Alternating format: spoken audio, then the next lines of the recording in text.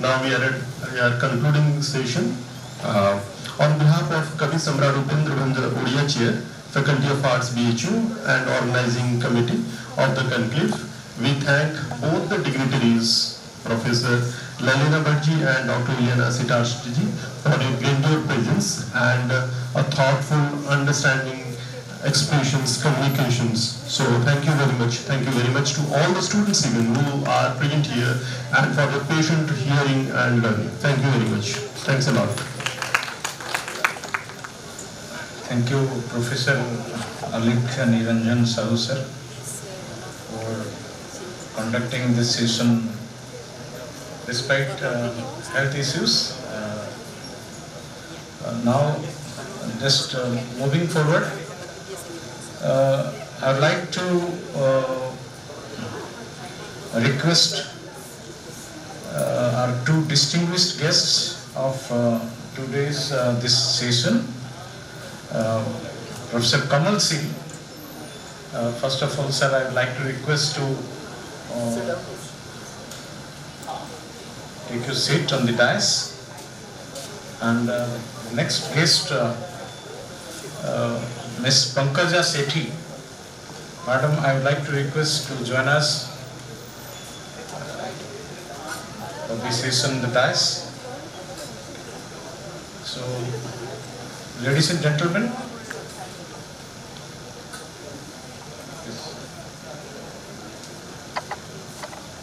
a well-known personality, along with Ms. Pankaja Sethi, the Pato textile tradition expert. And today we have a very special occasion, Utkal Divas, and a special occasion becomes more special if we have special guests like Professor Kamal Singh and Ms. Pankaja Sethi. And let us just to say towering personality, Professor Kamal Singh, and it's very difficult to even to narrate his contribution towards the academic. It's very difficult to brief, but still that I'll try. Professor Kamal Singh is a distinguished scholar of Chinese studies, known for his work on social and intellectual history of modern China, China and India-China interactions. He served as professor of Chinese at Banaras Hindu University from 1984 to 2016, playing a key role in advancing Chinese studies in India. He earned his PhD from the University of Wisconsin-Madison and pursued advanced training at National Taiwan University and Fujian Catholic University. His research focuses on intellectual exchanges, cultural history, and transnational connections between India and China. At BHU, he held significant academic positions, including Rector and Director of Academic Staff College, and founded the Intercultural Studies Center. He has held visiting appointments at leading global institutions such as Yale University, Peking University, and the National University of Singapore. His publications include Peasant Society and Marxist Intellectuals in China and 13 Months in China co-authored. He is currently an adjunct fellow at the Institute of Chinese Studies. With this, I extend a warm welcome to Professor Kamal Singh. Our next guest, Ms. Pankaja Sethi, who is a textile expert. Before, I'd like to request Professor Kamal Singh to conduct this session. Just a very brief about the textile, particularly the attire, textile, attire or dress, they don't have the ability to change the world.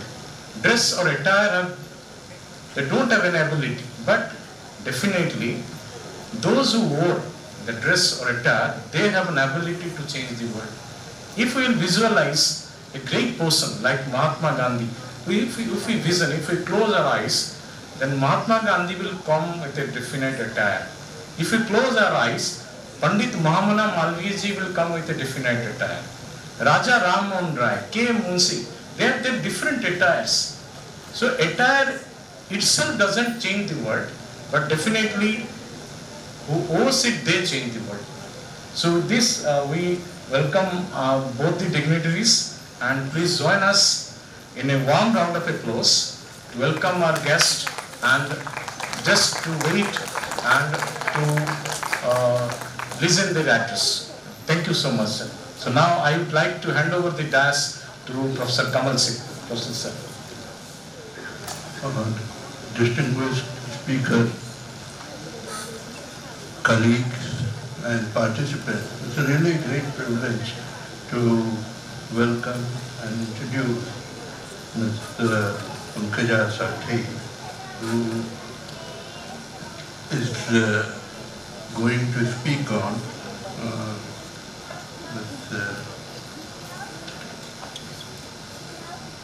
the vanishing Kota textile tradition of Kotapat, which I think I'm pronouncing correctly. Yeah. So, Mr. Pankaj Sethi is a textile designer, researcher, and cultural practitioner whose work engages deeply with indigenous knowledge system and textile traditions of Odisha. She holds an MA in social anthropology from the School of Oriental and African Studies and a postgraduate qualification in textile design and development from the National Institute of Fashion Technology, New Delhi. Her practice is rooted in long-term field research with Adivasi and artisan communities, focusing on traditions such as Kotapat textile, Dungaria, Pond, Kapar Ganda, and the bath cloth practices of the Daba community, supported by prestigious grants and fellowships. Her work spans research, design intervention, and public engagement. Her textile collections and design innovations have been showcased at major platforms, including the Victoria and Albert Museum and Lucknow Fashion Week. Sethi's publication and lectures reflect a sustained engagement with material culture, identity, and the cultural significance of textiles. Through collaborations with institutions, government bodies, and grassroots organizations, she has led initiatives in textile revival, natural dyeing, and artisan livelihood. Her work continues to bridge research, design, and community practice, contributing to the preservation and contemporary relevance of India's textile heritage. So we welcome Ms. Pankaj Sethi and give a warm applause to her. And she's going to speak on a very important subject. This is really something which should interest everybody, because this is an essential part of Odisha heritage. And so invite Pankaj Sethi to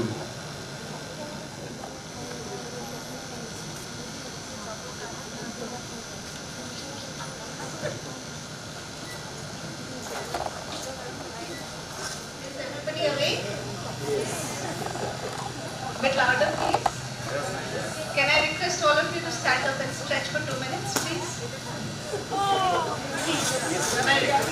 Yes, sir. So that everybody Yes, sir. Yes, please stretch.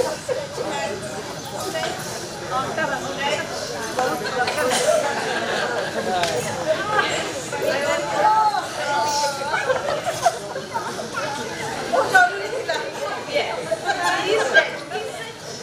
Yes. Please stretch. Yes, you can also dance.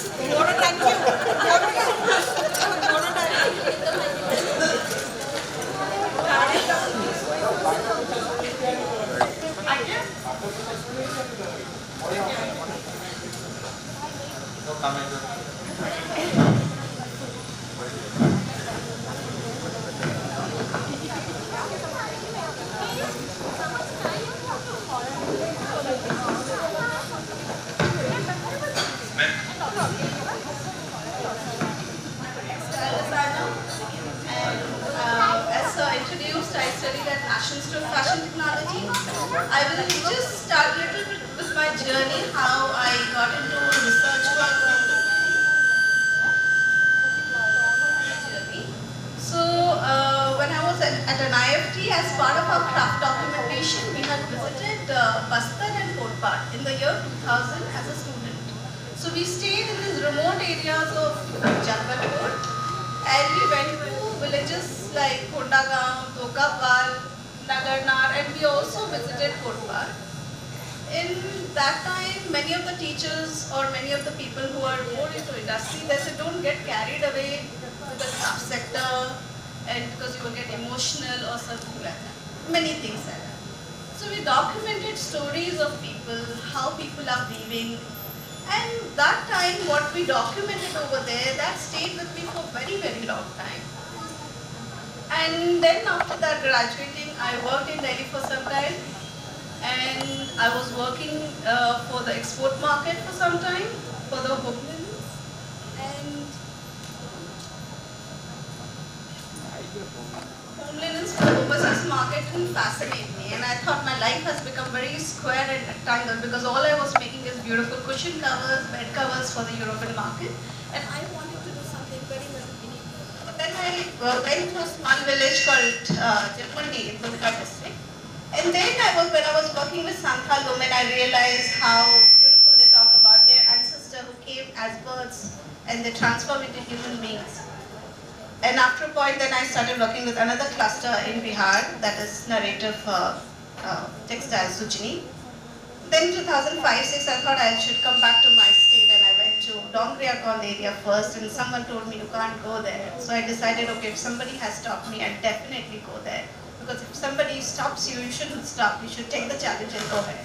And that's how I started. I got interested in research work, stories of people, stories of textile. I started learning about textile. What are the stories of textile? And there are so many layers. Coming from a design field, I was looking at textile, but then I saw there is so much beyond design. There's so much one should know how the social political environment is changing textile and how people are getting affected. So I revisited this place, Kotpat and Bastar, after 2000, say around 2009, and before I entered social anthropology. So in 2000, when I had first visited as student, we had documented around 22 types of Pata textile. So the important topic which I want to talk about is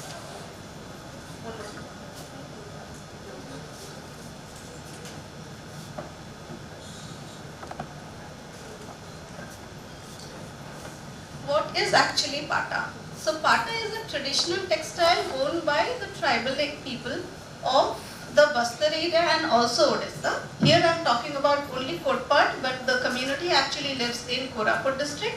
They also live in Bastar, and the community is Panika, and there some are Tanti also. So the Panika community, they call themselves as Kabir Vijlahe. So we are the followers of Kabir. Kabir hamara dharma hai, and they wear a sacred thread and they call this is our dharma. And they weave the textile as part of the ritual, and they have retained the legacy for a very, very long time. So as a student, when we had documented like some textile called Mai Loga Pata. So what is Mai Loga Pata? Mai Loga Pata is a textile which is gifted by groom to his mother-in-law, because that part of the world it is bride price, not the groom price. So that's actually very good. So those textiles, so similarly we have Lagan Pata, we have Sas Pata, and we have also Bagh Choda Pata. It seems they used to make a very huge tiger on the textile, but they stopped making it because they had this, supernatural belief that if they make a tiger, next day a tiger will appear in that village. So they stopped making those textiles. But we documented those textiles in detail. In 2009, when we had visited as part of Nehru Trust and Victoria Albert Museum grant, I interviewed some weavers and reworked on the research work on the Pata textile and also on the natural dyes. So and I realized the weavers, many of the weavers in those 10 years have forgotten about the textiles which we had documented. So that was my first thing occurred to me, okay, this textile may die the knowledge with the senior weavers because the younger generation do not have the same knowledge like the senior weavers. So we documented the natural dyeing process, and the natural dyeing process is done by women. So I will show the short film which shows the weaving process and also natural dyeing process, and it's only done in Kotpad, that is in Odisha, and it takes 30 days to make the process. And the weaving is done by men.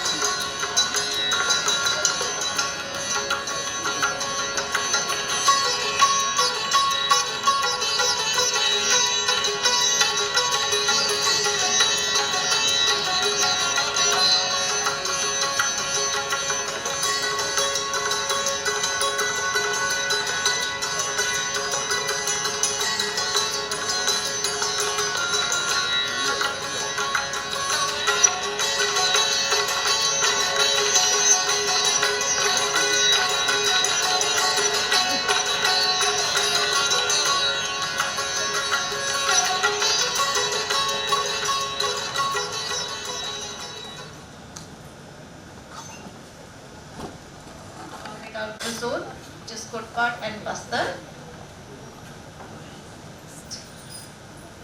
The photographs and the visuals are by Tanuja Sethi. This is a Gond Adivasi woman who's wearing a traditional pata, a textile tradition, and you can see her, she's wearing in a different way the pata textile, and nowadays you see a lot of commercial textiles, also commercial dyes being used in the Kutpad and Bastar weaving. These are the group of Gond Adivasi women wearing traditional pata before a dance performance. This was taken almost 25 years ago. Another close-up of Adivasi woman with her jewelry. Next. So this is an indigenous loom. The first grant which I said was Nehru Trust for the Victoria Albert Museum, for the Indian collection at the Victoria Museum. And this is a pit loom. Pit loom means it's actually the loom has a pit. The weaver sits and his feet basically goes into the pit. जैसे गड्ढे में पैर घुसता है वैसे. And this is the one of the most indigenous form of loom. So you can see a miniature form of loom. Boda Adivasi also doing, Gadaba Adivasi also practicing this weaving in Odisha. But this is one of the ancient form of loom. And because it is tied with the pole, it can only have two pieces together.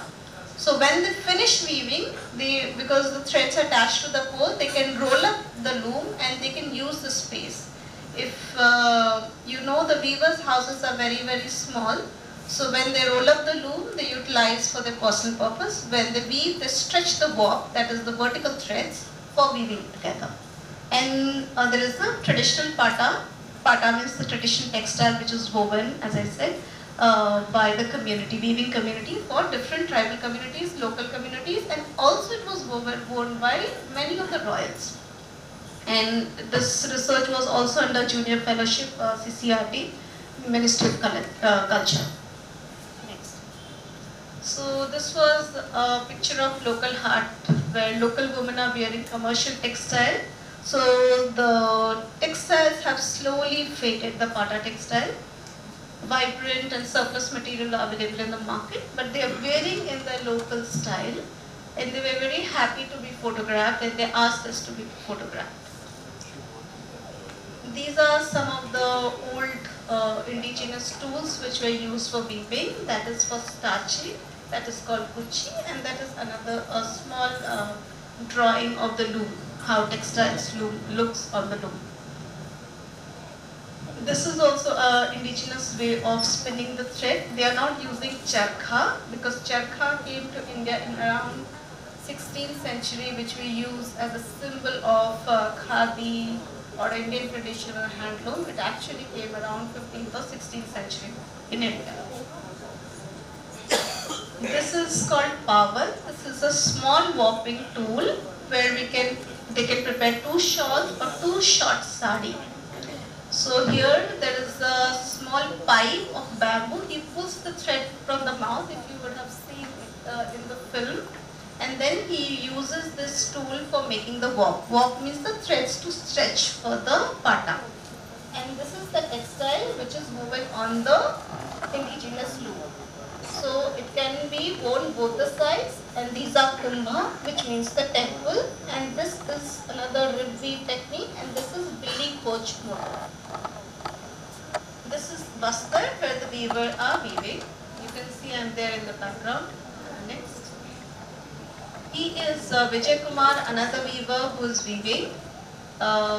And you can see there is a thread here in the end, which is actually attached to a pole. When you pin pole, when he will finish the weaving, he will roll the loom back and and use the space for this personal purpose. Next. This is Kotpad village in Koraput. Kotpad village is more, there's a lot of people, so it's very congested. Next. This is again a close-up of the pit loom. As I said, gadhi ke andar pair ghusta hai. So this is the slate, that is the beater which is used, and all the tools which is used still in Kotpad are very, very indigenous. And that's why the production is very, very slow. The frame looms are different because frame looms are made for, like you can use, it has a height. One can sit at a higher position and weave. Next. So this is the the agriculture department sir is not here, so he was asking about me the plant. So this is achu tree, which is called in Odia. That is Morinda citrifolia from the Rubiaceae family. Coffee also belongs to the Rubiaceae family. So these plants have red content, either in the bark or in the leaf or in the roots. So iska jo root hota hai, the root of the bark, that is used for extracting the deep red color. This is the color. And this is chemical-free color which we have used, and that is the fruit. It's also available in Thailand. It's also, there are many varieties of Morinda citrifolia plant, the Rubiaceae family. But this particular tree which grows in Nabarangpur forest, which is collected by many Dalits and Adivasi, they collect the roots for medicinal purpose. Many of them collect the roots and give it to the dyers in Kotpad.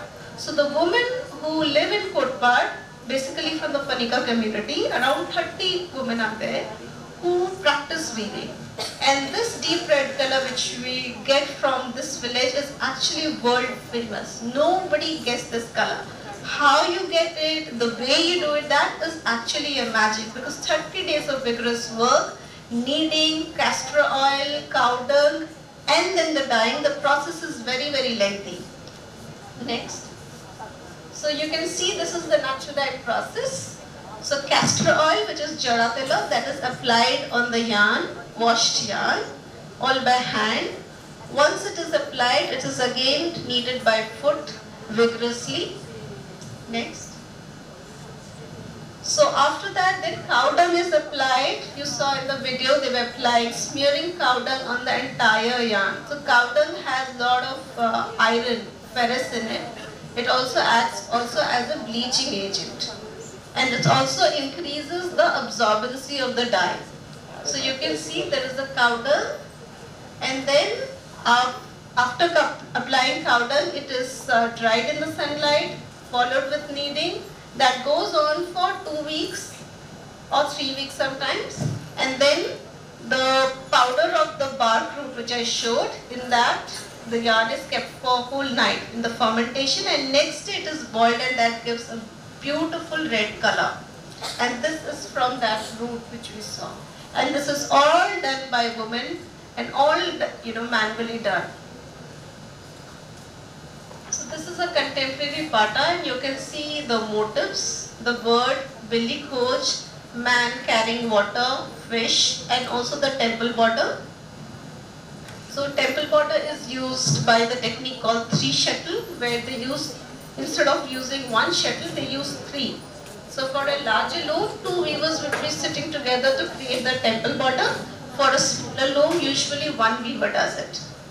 Next.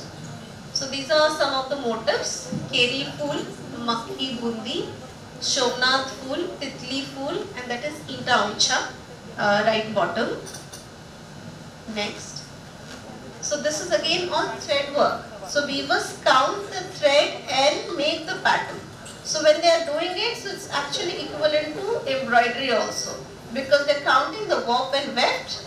Just for your knowledge, warp and weft is threads which are set vertically warp, threads which goes horizontally, that is weft. Tana and bana.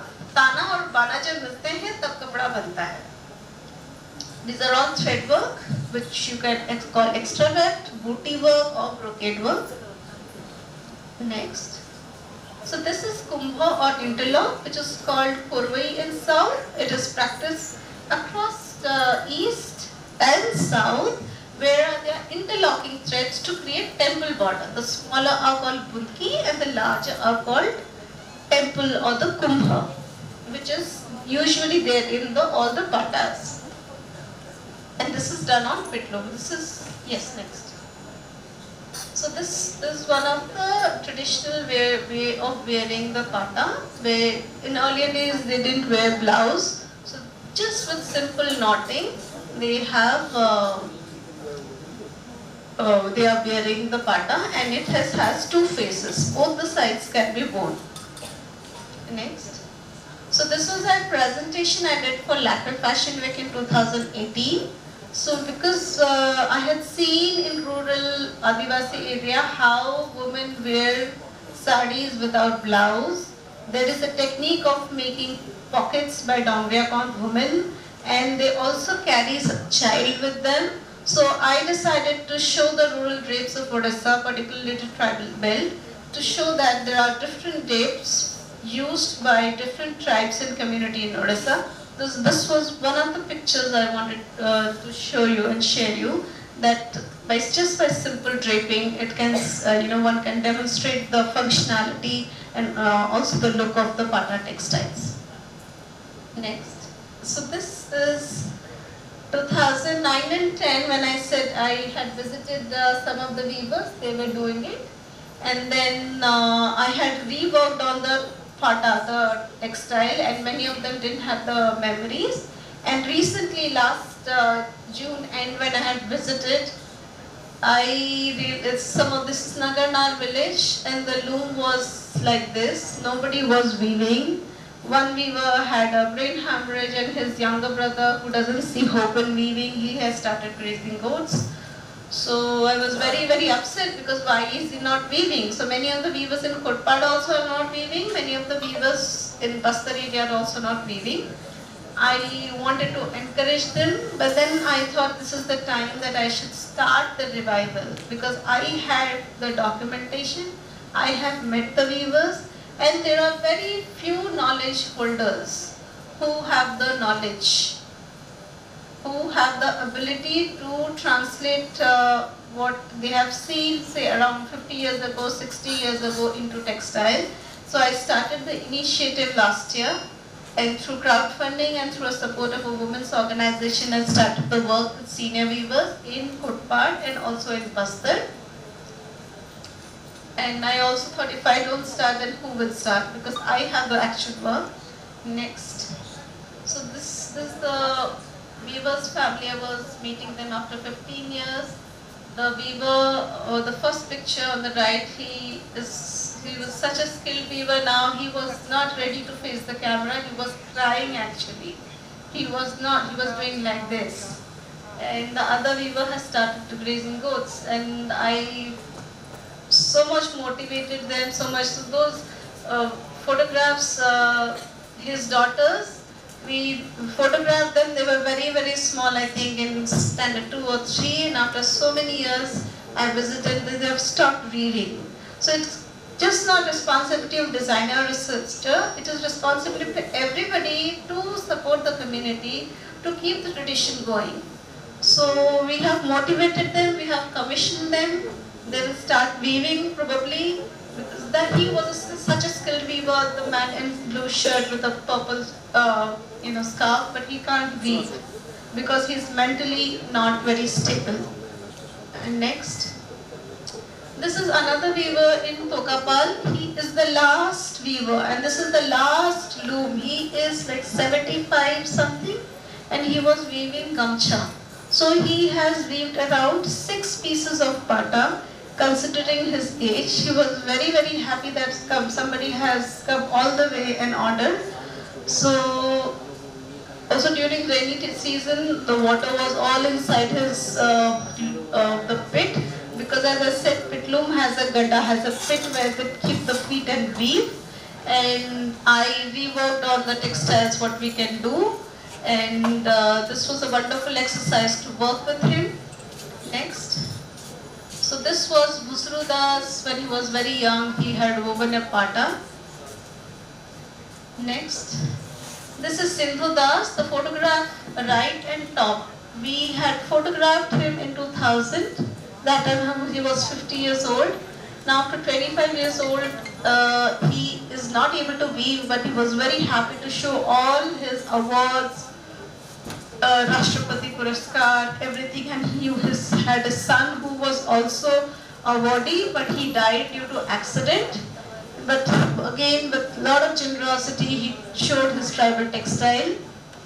His daughter-in-law and his grandson, they showed me some of the textiles. Again, he can't weave anymore, but then he is a legend. Next. So to support the community, we did many things. I wanted to support the community. This is Jeenu Panika. We had recommended her name to Delhi Craft Council, and we facilitated this award for her. This is when she was under 20, as Kamala Devi Child Artisan Award.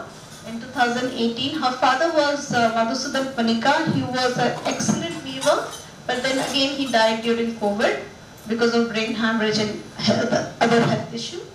Next. He is another weaver. We try to encourage them for weaving. Again, we recommended him for Kamala Devi Child Artisan Award from Kotpad block at IIC by Delhi Craft Council. Next. This is Lalita Samrat, who was a wonderful dyer. When I used to document her in village, I remember 2015 or 17, she will start the dyeing process 5 or 6 o'clock in the morning. Until 7 or 8 p.m. she will be working non-stop. Cooking, bacha, family, husband, this, that, everything goes on. But she is weaving continuously, non-stop. Then one day I saw her drinking tea. I said, I'm very happy that you have taken, 10 minutes break to take a tea. And we again recommended her for Vastra Samman Award, a lifetime achievement award in 2024. So I think it's again for her natural dyeing practice. This was at KD exhibition supported by Delhi Craft Council. We facilitated this award.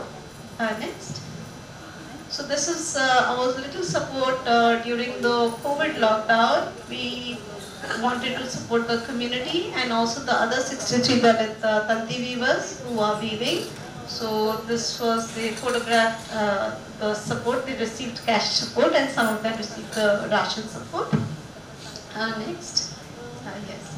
So coming to the Pata textile, I said this is the Pata textile. There are 22 types of Pata and 5 types of dhoti, which was worn by different communities. There are still tribal community who are actually commissioning the Panika weavers, but the community number who used to weave the textile, they have reduced.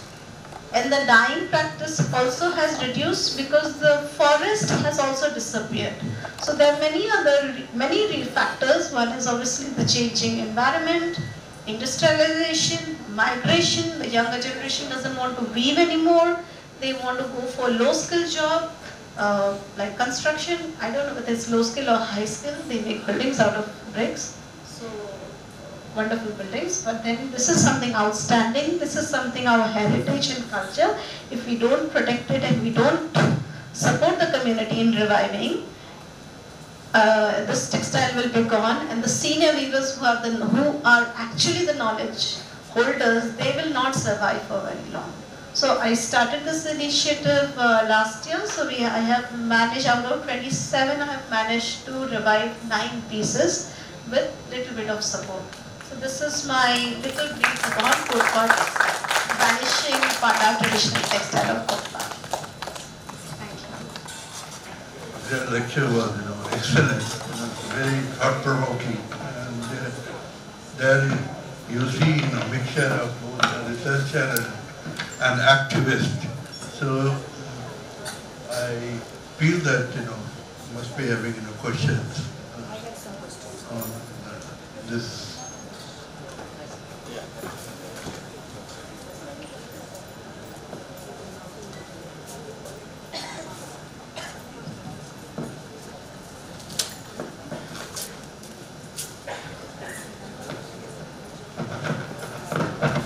It was very interesting.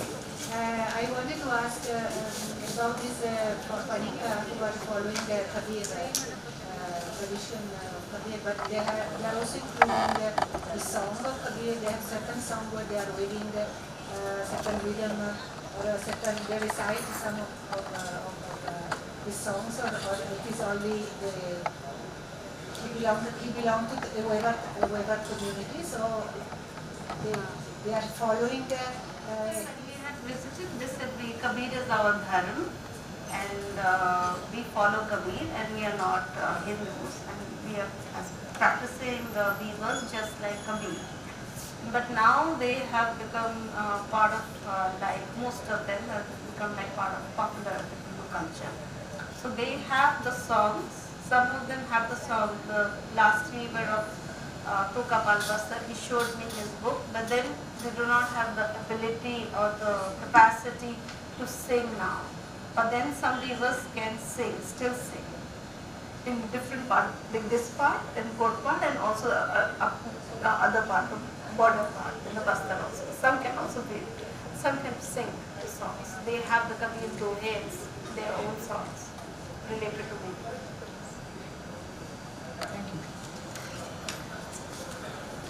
Any other? So it's really very interesting to see a lot of things which are actually being vanished in Odisha.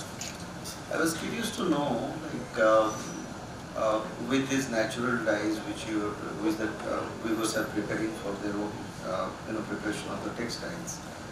Now, I also was given to know that there's a lot of chemical colors coming into Kotpad or Bastar, replacing these natural dyes.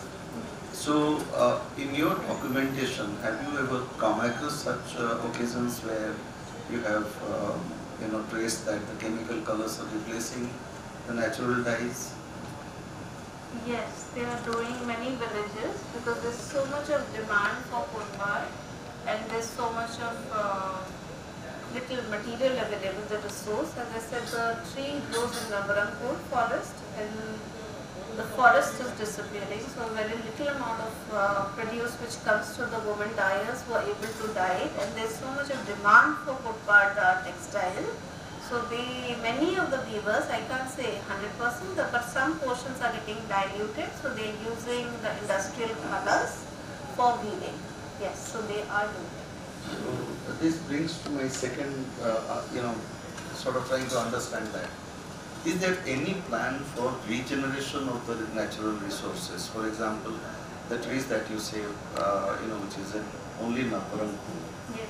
Are we in a process of regenerating such forestation for facilitating such, heritage material? And, whether by independent institutions or by the state patronage or whichever way. So do we have any plan in place, like how to regenerate that for the support for these weavers? Yes, just for the revival of Pata, I had requested government, and the process went on for 6 months and they said this is not required anymore. So similarly, the kerang bark cloth, which is made from the bark fiber, that was another weaver who made their own cloth. So the plant is not there, but we need the bark from the stem of the plant to be there. So again, the forestry department and government has to take initiative to grow the plant, and that's how you can revive the bark. And here also, if they can do plantation and different types of planting methods, whether it's grafting or whichever, they can grow the tree to at least for 4-5 years, they can get some fruit from the color. Because the older tree is, you get a better color. The younger tree will not give a better color, only the old trees. And the deforestation which is happening, that is beyond our control. Yes, so if government takes initiative, this can be done. Is there any initiative in the private sector to come into the business in this sense, creating plantations? Like Yes. we are doing coffee plantation, Yes. we are doing mulberry plantation, Yes. and some other plantations are being done. Yes. So can't we mobilize the private sector to do that? Possible, who are in Auroville, they asked me if we can get the plants, just the cutting of it, and if you can ask a nursery to go around 100 or 200. But then their plan was that it should go to south and they will do it. I said I will not do that. That's my basically responsibility to the state, to the community, because it is their heritage. It is not really about business, it's about their heritage, women who are doing it. So you are taking their livelihood and also their ethics and everything. But again, private people, if they take the ownership, it is possible. It is possible. Thank you. Yes. I think it's such an important topic. Should have, should think how to protect your tradition, how to preserve your, roots. Because if things like that disappear, it's a disappearance of the whole community, whole essential part of your society heritage. I find it Like I'm very happy that you linked this production with like providing living archive of tribal knowledge, ecological wisdom and cultural memory. So it's not simply a production of object, but it's linked with a larger community, larger world. And I'm really very happy that you are taking the whole thing together. And one of the problem which one must look into this is how systems dysfunctionality has created tensions tensions between tradition and modernity, tensions between sustainability and industrialization, knowledge and power. So you can bring this in analyzing the whole thing. The problem of weavers is problem not only in India but also China, Japan. They have created special museums, special cells, and they are sold for much higher prices than say a machine made thing. So this is something which must be done. And this also I think make us rethink heritage. It is not an object to be preserved in isolation, but a process of making, knowing and living. Like the example of Kodappan Sari. Kodappan Sari compels us to rethink what we mean by heritage. If heritage is reduced to an object, displayed in museums or curated exhibition, it risks becoming static and symbolic. Like you, Visha. So, therefore the challenge before us is to sustain not only the product, but the condition of its existence. Fair livelihood, supportive institutions, and ecological balance should be looked into, so that we do not merely lose a textile, we lose a way of relating to nature, labor, a language of culture that cannot be easily recovered. So many things are linked with that. And like in Muslim weavers in Banaras, Vasanti Raman's book, WAP and the Weft, and they're all talking about the same thing, how to revive it. And it's really great work that you are doing, and our students must take it as part of larger study research material. So thank you so much for very enlightening and thought-provoking. It's very powerfully done and with show and so when one. I started the revival project last year, somebody said, Pankaja, you're very ambitious, thinking of working in 2 states. So I said, let me at least start it. Even if I fail, it's fine, but I'll start it. Details of production, and these are, like one must learn how they are produced, how they are linked with nature, how they sustain a society and whatever. So thank you so much. So, thank you, sir, for coordinating this session in a nice manner. And madams also deserves special thanks from the organizers. Just a brief remark. Banaras, the sir is rightly pointed out. Azamgarh, one of the district, these 3 districts of Uttar Pradesh, where many power looms are there, and government has provided many policies for them, and particularly the electric subsidy is giving. So if it is possible to extend the facility to these waivers in Kotpad, okay, I think definitely there will be development. Otherwise, it will be a dinosaur, it will extinct forever. It's a very good culture, it will extinct forever. With this short remark, I would like to felicitate our distinguished guests. So in order to felicitate our chairman of this session, I would like to invite my friend Professor Manoj Kumar Mishra sir to come on the dais and to felicitate our chairman sir, Professor Kamal Singh. Please.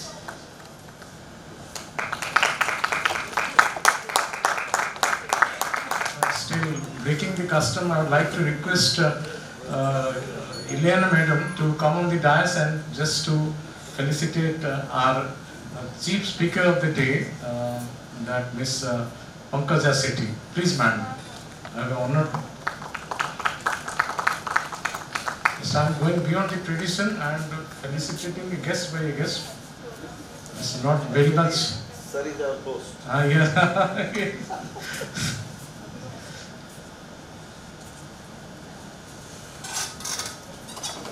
Very big round of applause for Pankaja Sethi for giving a very good lecture and on a very contextual topic on Pata.